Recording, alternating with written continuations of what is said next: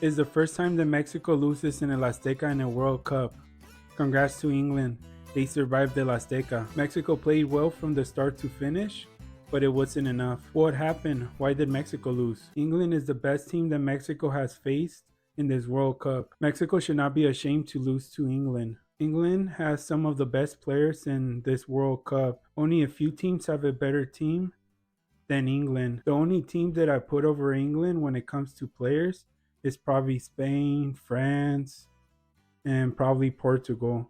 Other than that, they probably have one of the best teams when it comes to players. The Mexico team is valued at $200 million. On the other hand, the English team is valued at $1.45 billion. There's a big difference in value. Jude Bellingham is one of the best players in the world. He is very underrated. Today, he was crucial for England to win.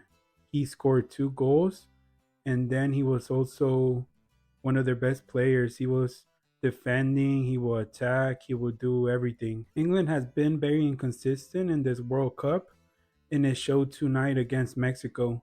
England did not have their best game, but they were able to win. They scored more goals than Mexico, and that's the only thing that matters in soccer. Mexico started the same lineup from the Ecuador game. They did not change it. The plan was to attack England like they attacked Ecuador. It was a good idea because the plan of Mexico was to tire England like they tired Ecuador, but it didn't work because the quality of the Ecuador team compared to the English team was very noticeable. England was able to handle the high press that Mexico tried in the beginning. Ecuador entered the game panicked, and England did not. The English team was not scared of El Estadio Azteca like Ecuador was. England was able to withstand the pressure of the Mexico team. When Mexico was playing their best football, England scored back to back 2 goals. And when England scored those goals back to back, I thought that more goals were coming. Like after they scored the first one, they scored the second one right after they surprised the Mexico team. It looked like the game was getting out of hand for Mexico. Just before the first half ended, Mexico was able to respond and score, which has been one of their strengths during this World Cup, scoring a lot of goals. Because in the past World Cups, they haven't been able to score a lot of goals. Mexico ended the first half really good. The goalie from England saved like 2 or 3 shots they should have been in. Mexico was losing, but the end of the first half, they ended good, but then in the beginning of the second half, the game was balanced again. And then a few minutes in, that's when the red card happened. And it looked like the momentum was leaning towards Mexico. But then right after the red card, like a few plays after, the penalty in favor of England, and England went up 3-1.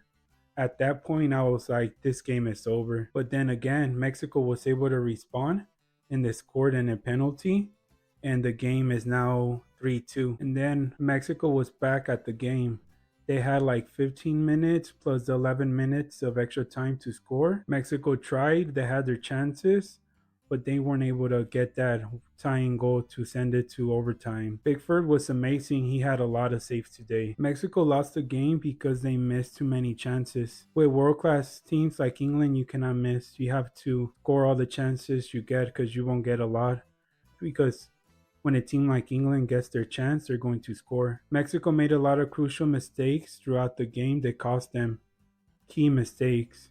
For example, Jorge Sanchez had a bad game on defense. After England scored the first goal, the second goal shouldn't have happened because the only reason that England was able to score is because at the moment Mexico was stunned and surprised, and England took advantage of that. Right after the Mexico team played the ball, they stole the ball and they scored right after. They just straight up vertically went and attacked and they scored. Gilberto Mora had a quiet game. Quiñones and Lira were probably the best players that Mexico had tonight. Mexico was always in the game, but it was not enough. Mexico had England against the ropes, but they were not able to score. Mexico needed more creativity to open the English defense. Pretty much the last 15 minutes and 11 minutes they added, England parked the bus with a low block and they were just trying to survive. Although Mexico had the possession of the ball like the last minutes of the game, they never really had any super clear chances. Mexico played better than England for the most part of the game,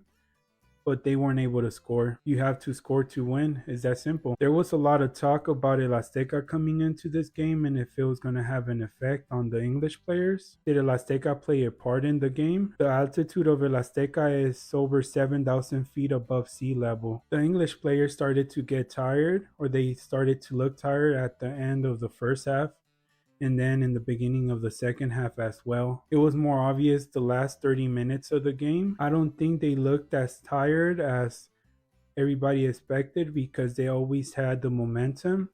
They were never down in the score, which I feel was a big difference in this game. I think El Azteca played its part, but I don't think Mexico did. Let me explain. Because Mexico was never up in the score, so the English players never really had to force themselves to attack. If you notice, England did not attack a lot throughout the game. They were just there trying to hold on to Mexico. They attacked in moments, and when they did, they were able to score. But other than that, they were not forced to go and press Mexico high and attack them. England was able to get el Aztecaso in a World Cup. Mexico had a better World Cup than anyone expected. They came into this game without receiving a single goal. So let's see what's next. What's next for this team with a new coach?